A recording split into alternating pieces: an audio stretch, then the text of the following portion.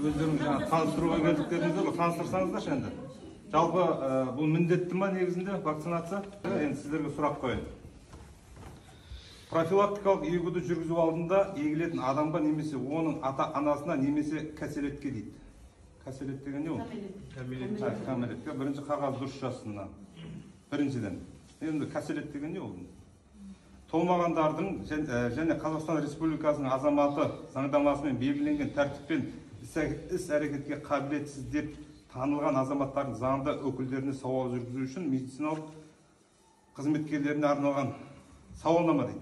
Медициналық қызметкерлеріне арналған сауалнама дейді. Бұны неге біз балаларға бізге таратып беріңіздер? Қызметкерлеріне арналған сауалнама дейді. Сауалнам дейді, сауалнам. Ол не ол сауалнам?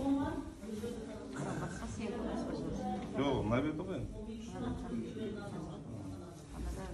Так, мейлі жарайды. Сұрақтар дейді, санаттар. Егілетін адамның, баланың жалпы қандай жіті ауру бар ма? Қандай да бір дәрігер тамақ өнімдеріне немесе вакциналарға аллергиясы бар ма? Дейді. Екіншісі, міндетті сұрақтар дейді. Қандай да дейді, бір вакцина салынғанда күрделі реакция болды ма? Жарайды, ата-ана біледі. Ми мен жүйке жүйесінің тырысуы немесе патологиясы байқалды ма? Демікпе, өкпе, жүрек, бүйрек ауруларының метаболизмі аурулар, диабет бар ма дейді. Енді осы жерде біздің ауылда отырған ата-аналардың бірде-бір мына сұраққа жауап бере алмайды. Өйткені ешкім бұған анализ жүргізген жоқ. Рак-өкілік онкологияға аурулар бар ма дейді. Онкологиялық ауруға бар екен, бар емес екен білу үшін алдын ала тест тапсыру керек оған, білесе. Ол дамыған, бірақ бізге көрінбейді, білінбеуі мүмкін. Біз оны осы жерде сіздер укол салатын жаңағы қайдан біледі оны? Бәріміз онда онкологиялық тест тапсыруымыз керек, тағы да бір. Мына жерде деміккеге тапсыруымыз керек, өкпеге, жүрекке бәрін тексеруіміз керек. Осы жерде ауылда отырған бала шағаның бірде-бірі ата-анасы оған алдын ала ешқандай анализ жасамайды. Менің баламның жүрегіне патология бар ма, жоқ па деген қайсы біріңіз жасадыңыздар? Ауырғаннан кейін апарады. Ал енді сіздер осы вакцинацияны айтардан бұрын мейлі енді басшылық тапсырма берді, келдіңіздер, дұрыс. Бірақ енді айтып барыңыздар сол басшылыққа да. Осының бәріне сіздер анализ жасаңыздар. Біз осының бәрін анықтайық. Одан кейін барып біз келісуіміз. Біз білмейміз ғой. Жүрек талмасы бар шығар. Онкологиялық ауру талшықтары қозып, оянып тұрған шығар. Оны қайдан білеміз біз? Мысалы енді бұл жерде мынау дегеніңіз, әшейін мынау мусор негізінде. Қағаз беріп қойсыздар, өйткені мерде ешқандай жауап берушілік алатын адамның қолы жоқ. Одан кейін жарайды, оны бізге санитар врач мемлекеттік бермейтін болса, жаңағы жауап берушілікті алу. Одан кейін жаңағы вакцинация салу үшін сіздер мынандай қағаздың қасына вакцинациямен қоса, жаңағы Pfizer-мен қосымша қағаз алып келіңіздер. Осы вакцинациядан кейін қандай да жаңағы кері аурулар туындайтын болса, бір ауруларды қоздыратын болса, осы компания немесе соны салушы, немесе аудан, немесе мемлекет жауапкершілікке алады деген печат қойылған, қол қойылған қағаз алып келмейінше болмайтын әңгімені айтпаңыздар. Одан кейін сіздер енді өзіміздің қазақ бауырларымсыздар ғой, мысалға жек көрудің қажеті жоқ. Мысалға сіздердің ешқайсыңыздар салдырмайсыздар балдарыңызға, біріншіден. Екіншіден, бәрі жаңағы орын ғой. Сол қызметке отырдыңыздар, сол орын үшін таласып. Мына жерде үшеуіңіз маска киіпсіздер, бірақ үшеуіңізді ертең тойға барыңызда маскаңыз болмайды, 300 адамның арасында. Сонда 200-ді болып отырсыздар ғой сіздер, мысалға да не керек бар бұл әңгіменің? Болмайтын нәрсені істеп, қызмет етіп, ешкім аштан өлмейді. Құрметті аға, іні, жаңағы әріптестеріңіз бар, қарындастар бар да, 200-ді де адамдардың бар. 4 адам отырып маска тағып алады. Маска рекомендательный характер. Мысалға. Жауап беріңіздерші, мысалы, қазір кім, мысалы, қазір айналайын, вакцинация деген нәрсе көріп отыр. Сіз ата-ана айтып жүріңізші, қандай реакция болды? Ешкім жауап берушілік алған жоқ, мысалы, әшейін қай вакцинаны салған? Менің балам 1 жасқа толған кезде прививка салынды, әшейін жай прививка жасына толатын. Оның тісі жарып, сол кезде іші ауырып, температурасы көтеріліп жатыр. Келіп салып кетті. Сол күні алыстым, жаңа парастамол бердім, ыстығын түсіретін дәрілер бердім. Болмады, ертесін уже судырып болды. Сол судырмен 5 жыл жүрдім мен. 5 жыл. Біреу алды ма жауапкершілік? Ешкім жауапкершілік алған жоқ. Біз ағайынкершілікке салып үндемей қойдық. Бірақ 5 жыл өзім қиналдым. Медпунктқа апарам, судыргымен апарам, ауданға апар дейді, апарам. Сөйтіп жүрдім. Мен судыргіс қойды, судыргіні қойдырдым, итшелеп жүрдім, зорға қойдырдым. Аяққа апардым. Мұрны қанайды, мұрны тоқтамайды. Мұрны қайнайды. Әлі 5-ші класс өтіп жатыр қазір. 5 оқып жатыр, жөндеп сөйлей алмайды. Балдармен жөндеп араласамайды. Ол жай ғана вакцина. Алны жерде әп-әдемі бала болып жүр. Енді мен оны арқылай оны вакцинаны салдырам деп айтамайын. Мен бала керек маған. Жүргеніне қазір денсаулық қасымда жүргеніне. Одан кейін сіздер вакцинацияны да мысалға бұл әлеуметтік желіге тарайды. Менің 80 мың оқырманым бар. Әмір Мәуленов деген азамат боламын. Осы ауылдың тумасымын мен. Мысалға бірде-бір Қазақстанда бала, қанша пайыз деп айтайықшы, коронавируспен өлді. Информация бар ма сіздерде? Қанша бала өлді? Осы уақытқа дейін. Біздің ауданымызда. Мемлекетте бар ма? Сіздер неге мемлекеттік қызметкер осыны түсіндіруге келіп отырсыздар, сонда информация жоқ, бірақ дәріптеуге келіп отырсыздар. Бар десе бара бересіздер ме? Шапты-шапты. Біз енді өзіміздің ауданымызға жауап береміз. Ауданда жоқ жарайды. Летальный исход жоқ, ешқандай адам жоқ. Онда не үшін саласыздар? Еще жауапкершілік ешкім алмаса бұған айналайындар ау. Бұған не үшін саласыздар? Қазіргі уақытта бұл екпенің сынағы, сіздер оны білесіздер ме, білмейсіздер ме жалпы? Соған жауап беріңіздерші, екпенің сынағы екен, Бұл екпе ме, екпенің сынағы ма, соған жауап беріңізші? Кәдімгі екпе. Жоқ, екпе емес. Сынақтан өткізілген. Жоқ, қандай, онда құжаттарды көрсетіңіз, мен оқуым керек. Қандай сынақтардан өтті? Қанша уақыт болды шыққанына? Және қанша адам сынақтан өтті бұл жерде?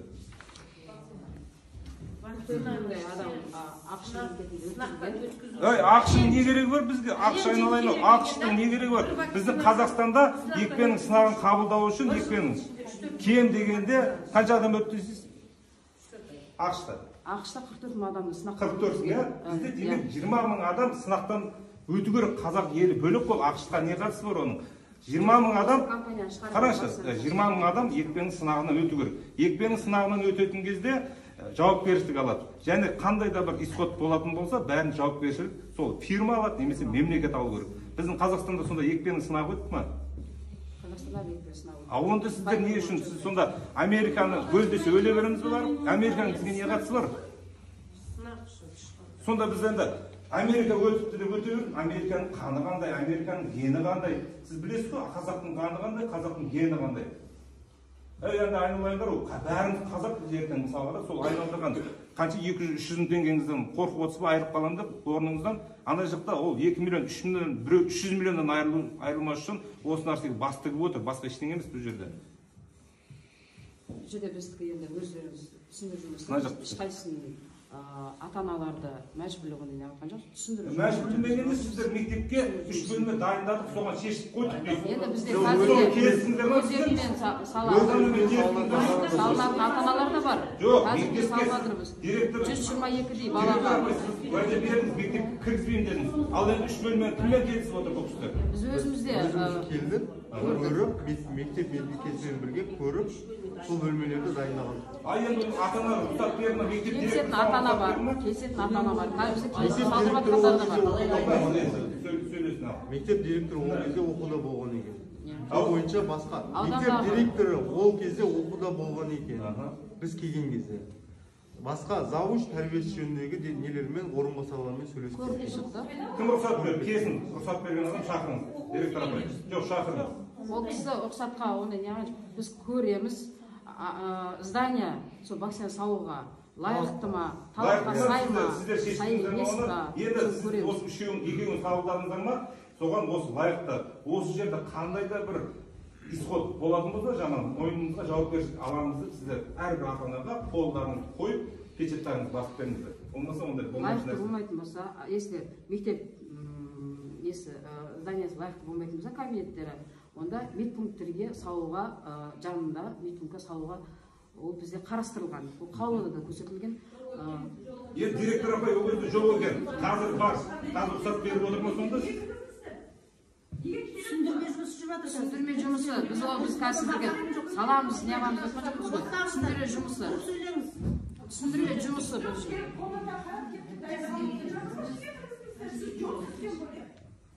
мен жоқ кезде келуге болады ғой, ақысы бар ғой, келеді ғой. Жоқ, бірақ сұрақ, сіз рұқсат берген жоқсыз ба? Сіз рұқсат берген жоқсыз ба? Ол біздің мектеп директоры рұқсат бермейді. Бұл кісілер мен оқуда жүрген Біздің міндетіміз бұл жерде ешкімді мәжбүрлеу емес. Біз осы қауыммен таныстырып, сіздерге түсіндірме жұмыстарын жүргізуге кеттік.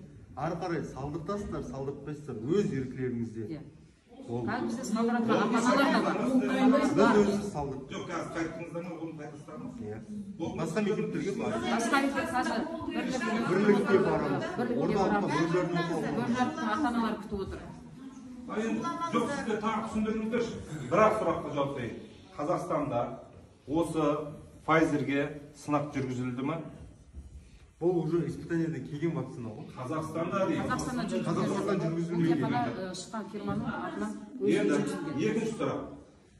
Осы Pfizer'ден қандай да дұрыс емес исход болатын болса, зардап шексе бала кім жауапкершілік алатын мойнына? Судың ұстай ма, жоқ әлде халық баланы кім алатын мойнына? Қазірге ондай ешқандай кері реакциялар болған жоқ. Жоқ, болса кім алады? Біз бірінші тексеру жұмыстарына жүргіземіз.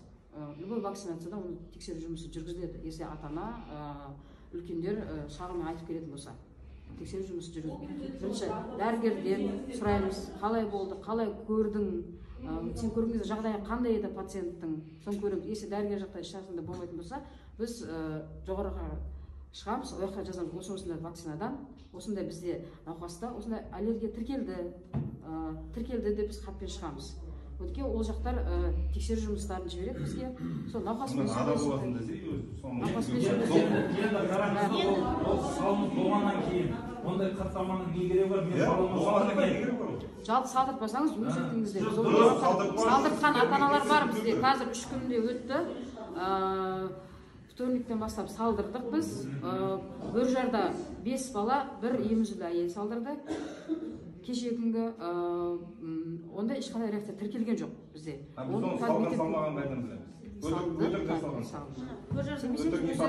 Ата-аналардан барып сұрасаңыздар да болады. Ата-ана қасына бала салдырып отқан кезде қасына тұруына да болады. Көріп, осы дәрігермен сөйлесіп отқан барысында да, психологтың қасында да ата-анасы қатысуына болады. Бұл бәрінде рұқсат берілген ата-ананың қасында болу. Жұмысына жасауға келдік дейсіздер да, жаңағы сұрақтардың ешбіріне жауап беріп отқан жоқсыздар. Қазақстанда екпеге сынақ жасалмаса. Жүргізілмеген. Одан кейін жауапкершілікті кім алады? Кез келген Айшин аптекадан сатып алатын дәрінің қасында аннотациясы тұрады. Аннотация береді. Соны оқу керек адам. Одан кейін сіздер жаңағы ақымақтықта бұл топастық қой, былай қарасаңыздар. Екіқабат әйелді білесіздер ме сіздер? Не то что вакцина, не то что жай ғана температура түсіретін аспиринді бермейді ғой, жай ғана су ішсең деп дәрі бермейтін екіқабат әйелдерге енді вакцина саламыз сонда? Сол дұрыс па енді? Қазір осы беременналардың және де послеродовый, яғни кормящийлардың арасында өте көп тіркеліп отыр. Не тіркеліп отыр? Коронавирустық инфекция. Өкпелердің зақымдануы өте көп. Өте көп тіркеліп отқаннан кейін 3 күннің ішінде поражениесінің проценті көп болып отыр. Өткізіп алады көбісі. Көбісі өткізіп отыр. Енді сол бала, жаңа балада вакцинация алған беременный уақытта, балаға жаңағыда летальный исход немесе мүгедек немесе ауру болып шығатын болса, оған жауапкершілік кім алады? Болса болды, болмаса болды деген нәрсе ме? Бұл жерде сіздер түгілі министрдің жауабы жоқ болған. Сіздер белгілер бастарыңызды дауыстаңыздар. Просто мектепке, міне ата-ана осы жерде отырған 100% қарсы. Сіздер 3 бөлмелеріңізді ұмытыңыздар. 3 бөлме деген 2 бөлме бола ма, актив зал бола ма? Директор апай, сіз уәде бергенсіз, кірмейді деп. Егер де кіргізетін болсаңыз, бүкіл ауыл арыз жазады да сізді жұмыстан босатамыз. Мен сізді қанша құрметтесем, сыйласам, солай жасаймын. Басқаларда сөйлесін. Мен сіздерге алғаш жиналыс жасаған кезде айтқан. Мектептің медпункті аварийный состояние деп айтқан. Оны мен медбикеге айтқан. Апарып бердім. Мен аудандық білім бөліміне барлық құжаттарымен апарып тастаған.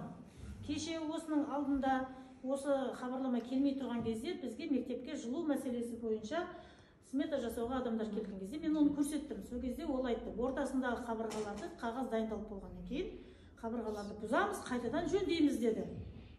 сол себепті мен медбикеге де айттым, біздің медбике бұл коронавирустық инфекцияны салуға дайын емеспіз. Себебі біз мектебіміз салқын, біріншіден жылы жерде болу керек бала, ем алған, уколды алған күнде де салқын, одан кейін менде холодильник жоқ.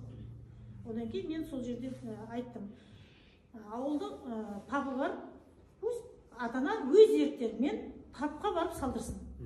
Медпунктте керек жоқ. Менің медпунктке барып салдырсын, менің мектебімде керек жоқ. Себебі ата-ана өз еркімен өздері қолдарын қойып салдырамыз деушілер болса, өз еріктеріңізбен барып сол медпунктке барып салдырсын. Сол жерде апай бар, сол апайға барып салдырсын. Сол жер жылы, сол жерде бөлме бөлмесі. Мен медбикемнің кабинетінің ішінде даже дәрі-дәрмек те жоқ. Көмек береді. Дұрыс қой, бұл соңғы сөзіңіз, осы тағы да қайталап өтсе, бұл кісілерге ата-ананың өз еркімен, бұл кісі де айтып отыр, ата-ананың өз еркімен салдырам десе, медпунктқа барып салдырсын. Енді дұрыс қой, соны айтып отыр. Жетектеп апарып салдырсын. Бірақ мектептегі үш бөлмені қазір бірге барып көреміз. Аварийный состоянияда оны көрдік. Дуалдарында трещинамен темірмен яқып тұр екен. Ау? Оны басшылыққа айтылған, бізге сай емес. Сендер сол сөйлемеген балдардың бәрін апармақшысыңдар ғой, соған бола үгіттеп келіп отырсыңдар. Сай емес, сіздердікі сай емес. Холодильник жоқ. Сай емес болса, неге оны дайындатасыңдар онда? Біз дайындаған мектептер, дайындаған мектептер, олар басқаша. Дайындаған мектептер холодильнигі бар. Алдындағы мектеп. Басқа мектептерде бар шығар ата, ауылда. Алда басқа мектептің бәрін дайындады, сіздер мектептеріңіз сай емес. Құрметті ауыл тұрғындары, Дайындап қойдық та оны, енді дайындаған жоқ. Салғырасымен бардым, бұл жағында деді, ешкім мен тексерген жоқ. Оның алдында ауырып жүргенмін. Мен ауырдым, ол вакцина салғаннан 2 күннен кейін ауырдым, кәдімгі. Түркістаннан бір шықтым. Түркістандағы Қытайдың клиникасына барып 10 күн жатып келдім. Сол жерде ауылдың бір фельдшері, бұл жақ қай жері ауырмады, ол вакцина салдырып дедіңіздер ма? Айтты. ешкім қараған жоқ. Ешкім келген жоқ. Қарамайды. Енді өліп қаласам деп, қарап тұрсаңыздар, қолым тырысып, бір пәсте ауыр болып қаламын.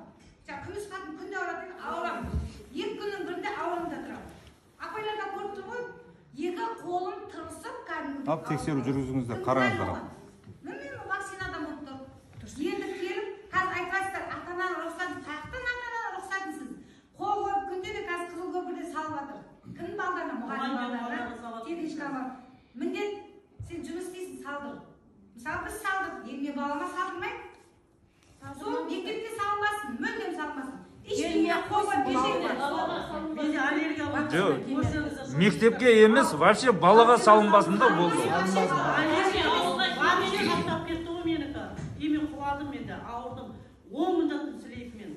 Бір адам келді мен тексерген дұрыста. Вакцина салғаннан кейін бір апта көлемінде немесе 10 күн көлемінде мед қызметкерлерінің қарауында кім қарады? Қайсыңыз келдіңіздер? Келдіңіздер ме біреуіңіздер? Ауырып, мен белден, шынымды айтайын, белден төмен істемей қалдым енді вакцинадан кейін. Маскын шешіп отыра берсін, күліп мазақ қылып отырсың ба, жоқ басқа болсын ба, ауруын айтып отыр. Қайда ауырып, мен мысалы өзім ауырған адам емеспін, больницаға жатқан адам емес едім. Осы вакцинадан кейін мен күніге ауырып, қаши 2 күннің бірінде ауырып. Ол өтірік нәрсе емес, өйтіп вакцина Жоқ, сөйле, ол да ата-ана ғой, апай. Ол да ата-ана. Ата-ана ол, сылтан. Шектетпеңіз. Аллергиясы барларға салмайды дейді. Кәдімгі салмаған, салмаған. А после вакцины менде аллергия вообще қаптап кетті. Енді өздеріңізге отырыстар, өтірік емес, мынау айтайын. Жаңағы осы 4 адам отырған жерде маск тағып, ана жерге 300 адам жүрген жерде тойда маскасыз жүру, ол 200-ділік. Одан кейін, егер де жасатып алған болсаңыздар, онда бүкіл халыққа, бүкіл қазаққа, ұрпаққа қастандық жасағандарыңыз өздеріңіз жасатып алып, елге салдырып жүрсеңіздер, бұл нағыз қастандық. Өздеріңіз салдырсаңыздар, оны біреуге үгіттемеңіздер. Жалпы да, мынау 200-ділікті қой көріп қой, тойға баса 300 адам жүреді, барапта маска, қайда сол жерде маска? Торговый центрде ары кетсе 30-40 адам жүреді. Ол жерге барасында ашық қойып қойып, добровольный деп. Бірақ кіргізбейді. Адам сен қазақ деген көзін ашатын уақыт келді ғой, айналдырған болмайтын бір жұмыс істеуді білмейсіздер, сол үшін осы жұмысқа қадалып қалғансыздар. Болды, осыдан жұмыста бас тартса аштан өлетін сияқты да бәрі. Қара жұмыс істеуді ешқайсысы білмейді, бәрі қолын былай жүрген жақсы көреді бәрі. Біз осы ауылдың бәрі қара жұмыс істеп отырған адамдар қорықпайды ештеңеден, мұғалімдер де басқасы да. Егер де жаңағы сіздер біздің рұқсатымызсыз, ата-ананың рұқсатысыз осы жерге жаңағы 3 бөлмені дайындап қойдық, бір нәрсе деген әңгіме өтпейді. Қазір барып 3 бөлмені көрейік. Қандай 3 бөлме ол? Ау. Аварийный состояниеде бұл жерге салу. Сіз дайындап қойдыңыз деп айтамын. Дайындап қойдыңыз. Басқа жерлерде Жарайды, сол міне 100 пайызға салайық осы жерде. Ата-ана мектепке салынған қалайсыздар ма, қаламайсыздар ма? Біз қарсымыз міне. Қанша? 100% қарсы. Мектепке салынбайды. Ауылға келмесін вообще. Қалаған адам барысында қолына жетіп салдырсын. Мектепке жолатпаңыздар. Мына қағазды тараттыңыздар да сіздер, міне қағаз тараттыңыздар, печат жоқ. Не жауапкершілік керек бұл? Копияға салам да, мынаны тарата беремін мен. Мынаны шынайы оригинал қағаз әкелмейсіздер ма? Печаты бар, біз жазып, артта печат басып беріп отырасыздар, мынаны салдырамыз деп кімге. Кәне оригинал қағаз, мынаны алın. Мынаны аласыздар. Қазір мен жазып беремін. Мысалы, мен Қасымын деп жазып беремін мына қағаз сізге. Мына жерде бүйтіп жазып барлық туындаған сұрақтарға жауап алдым. Сіздердің байқаудың қасында архивке де кірмейді ол бейшара. Туалетте жатады, соны көрдім мен қанша қағаздарыңызды. Жазатын болсаңыздар оригиналымен. Яғни не? Печатпен қолмен келсін. Қайсырдың печатымен алып келмейсіздер ме? Салған. Кәне алдыңызда әкелген уколдың сырттары кәне алдыңызда қойып қойған. Аннотациясы қандай? Мектепте берілмеді ме 3 бөлме? Медпункттан да берілмеді. Вообще ауылға келмеңіздер, салмаймыз. Мен өзім салдырдым вакцинаны. Бұлана біреу мен ғой кіргізбей қоя шетелге өтсем деп, жаңа Ташкентке барады бұл. Налдым мен, ауру болып қалдым мені. Менің 7 бала шағам бар, аманаттап тастап кеткен. Сол 7 бала шағамды өсіп, осы кезде мені жап-жас бұнда жүре алмаймын мен. Осы жерге зорға келем. Келіміз ғой деп шалбар кимейдік, міне шалбар киіп алдық, беліміз жарымағаннан кейін. Осы вакцинаның кесірінен 2 аяғымызды аламай қалды. Бір апта жатты, мен бала шағам кім бағатын еді сол кезде? Кім айтты? Вакцинаны салдырдым. Кеп кім тексерді? Осы апай құлап қапты, орнынан тұра алмады деп. Суықтан ғой деп укол салып берді. Одан бетер жабып қалды. Керегі жоқ. Мектепке де келмеңіздер. 3 бөлмесі жақтан табылмайды. Керек емес сіздер. Айтып барыңыздар сәлемді. Жап-жассыздар. Мысалы сіз жігіттің келіншегіңіз екіқабат болып туып болды. Содан кейін 45 күннен кейін сіз укол салдырасыз ба? Айтыңызшы ба? Сіз келіншек ертең екіқабат болған кезде сол вакцинаны салдырасыз. Мен өзім салдырам. Потому что осы ауданда ең бірінші коронавируспен ауырған дәрігер ол менмін. Жалғыз дәрігер ауырған менмін. 18 күн бойы Кентауда жатқам. Өте қатты ауырдым.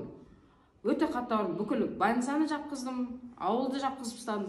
Единственный врач ауырған ол мен. Қатты ауырғам. Ішінде ол кезде жүкті тұғым. Жүкті едім. Мен жүкті едім. Укол салдырған кезде оның ішіндегі енді нақ келатқан ауруларын біз білмейміз ғой, ешқайсыны да апармаймыз. Мен өзім мына Бөржарға барған кезде азанғы точно 9-да кірдім. Сағат 12:30-ға шейін менің бір өзімді бір компьютерге енгізе алмады. Артымда 20 адам тұр. Сонда олар қашан енгізеді? Айтыңыздаршы. Қашан енгізеді? Салтанат апай ана отыр. Салтанат апайға мен 3 рет барғам. Бір барғанда тісім ауырып барады деп кетіп қалған алдымнан. Мен қолымда бронхымнан приступ болып барғам. Екіншісінде балам ауырып жатқан екен, кешіріңізші деп кетіп қалған. Міне Салтанат апай. Мен 3 рет бар. Содан кейін Бөржардың больницасына бармаймын. Өткенде амалым жоғынан барғам. Мен барғанымда мен 9-да кірдім Айжамал апайдың қасына. 12:30-да мен шықтым, артымда 20 адам тұр. Ол адамдар не алады? Сол жерде өліп қала ма? Компьютерге енгізбесе болмайды. Керегі не маған? Мен Темірланға больницаға барғам. Темірланды сол қағаздарымен. Ол кезде де оны жөндеп бермеген. Қайтып звондадық, мынау енгізбепсіңдер. Ешқандай әділдік жоқ ол жерде. Ақшаң бар ма, емделесің, ақшаң жоқ па, сол жерде өле бересің. Мен соған көзім жетті қазіргі заманда.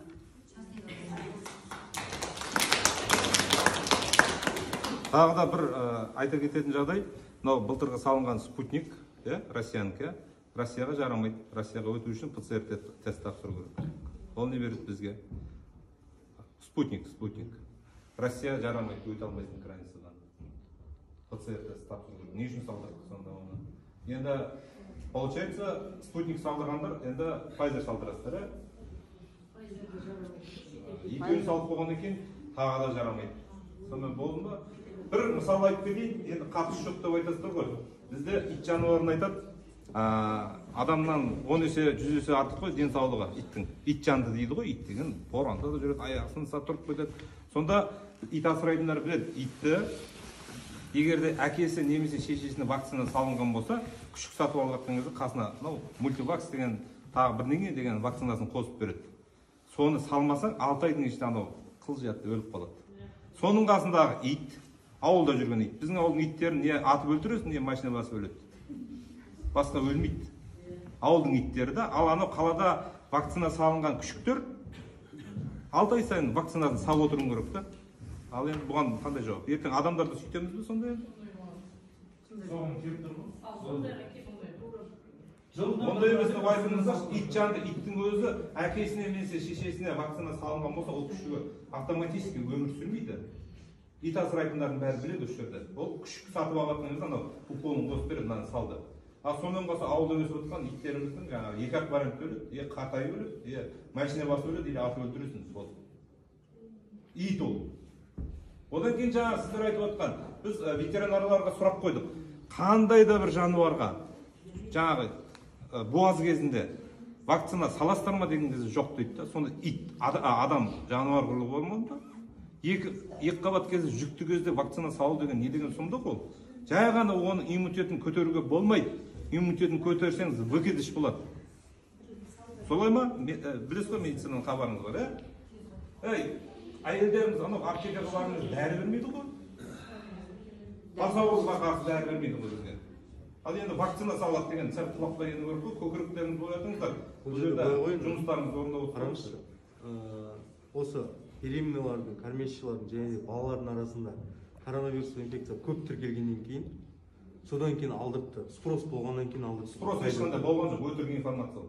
Спрос бар, спрос бар. Аналар өздері біз келді дегеннен бастап келіп салдырып кетті. Спрос болғаннан кейін беременналар да бар, кормящийлар да бар. Бірде бір адам танымаймыз, ол қақтан шыққан адамдар. Енді жан-жақтан сұрастырсаңыз, өз жақтан бастаған жоқпыз. Бізде даже Темірлан елді мекендерінде сұрай берсеңіздер болады. Бөржанның өзінің орталығын уже басталды. Кеше салынды, 5 балаға бір емізулі әйелге салынды. Енді солар видеоға түсірген мен көрсетпейсіз бе? Біз көріп соған қарап сеніп отырмаймыз ба? Көрсетпейсіз бе сол түсірген адамдарды, жүрген тұрған адамды, мен салдырды, жағдайлар жақсы болып кетті дегенде. Түсінбейсіздер ана, соны көреміз ғой сонда. Мәжбүрленген ата-аналар. ол кісілердің бәрі өз еріктерімен салдырды. Ковид болмайтынына гарантия беремейсің? Беремейді. Кеше спутникті салдырды. Менен ілген адам, менен бір жыл ілген адам салдырды. Андай нерде болып ауырды. Қазір грипп болып ауырып жатыр да. Соны салдырғаннан бері аурудан көз ашып жатқан жоқ. Көз ашып жатқан жоқ. Салдырамыз, мынандай қағаз, печат қойылған. Pfizer қоя ма, жоқ министр қоя ма, жоқ облыстың жаңағы сан врач қоя ма, жоқ әлде или әкім қоя ма, бір адам қол қойып жауапкершілікті мен мойныма аламын. Қандай да исход болатын болса, мойнымызға аламыз деп бір адам қағазға қол қойып берсін, содан кейін көрейік ойланып. Басқа уақытта жоқ бұл. Енді бұл жерде біздікі енді түсіндіру несі, ол өздеріңіз еркілеріңізбен. Енді ата-аналар бар бізде, күтіп отырған ата-аналар да бар. Шынында бір ата-ана.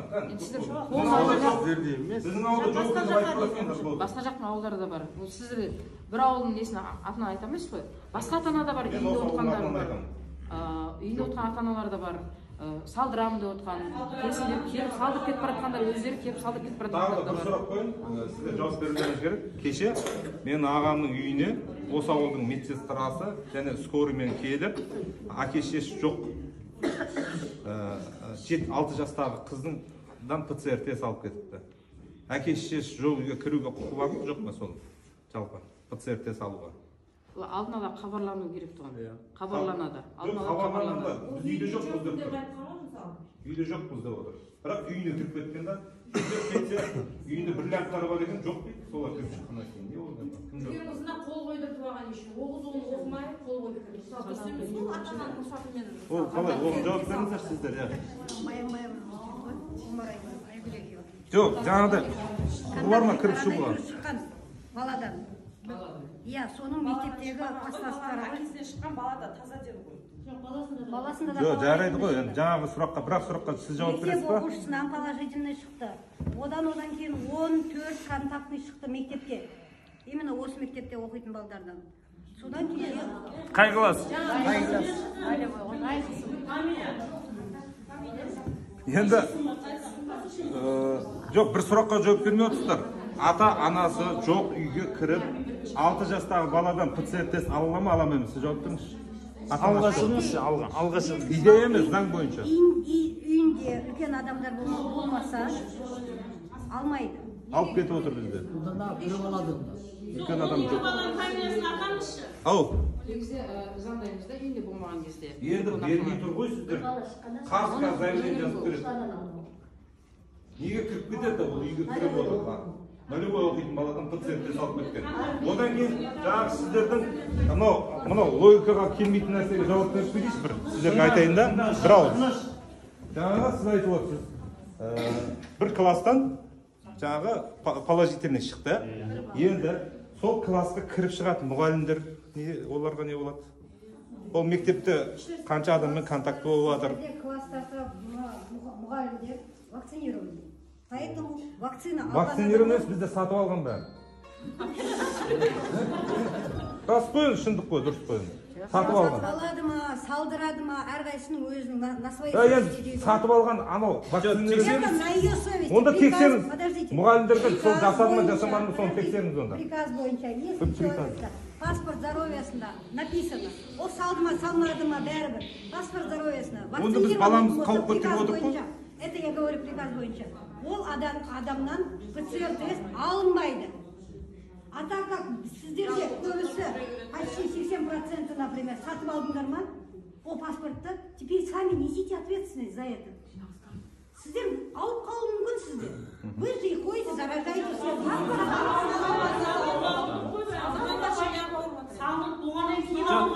Салдырғандардың ауырып жатқанын айтыңызшы маған. Коронавируспен ауырмайды.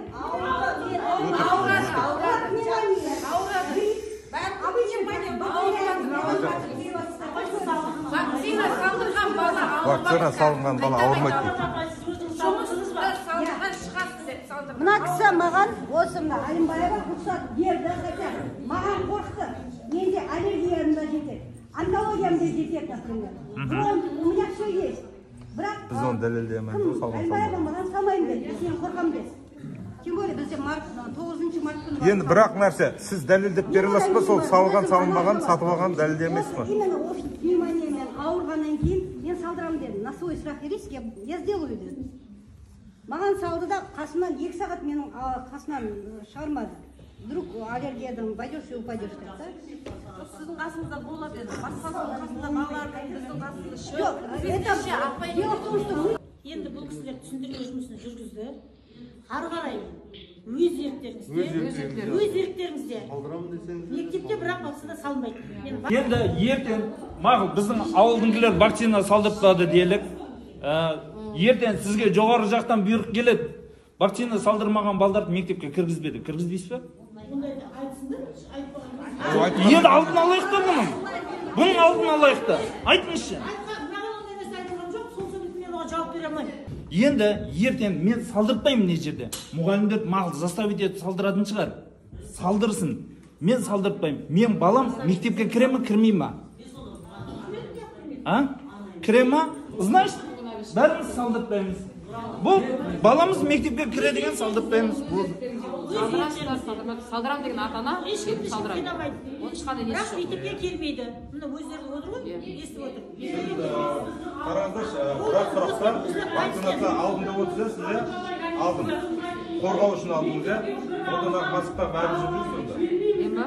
Мен қазір Жоқ, басқа сен вакцина салдың ба?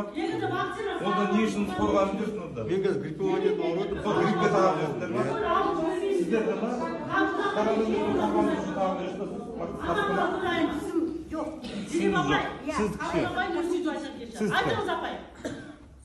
Сіз не үшін тағып жүрсің масканы? Сізге су қарамайды ғой, жауып отырсаңыз. Жоқ. Алып тастаңыз.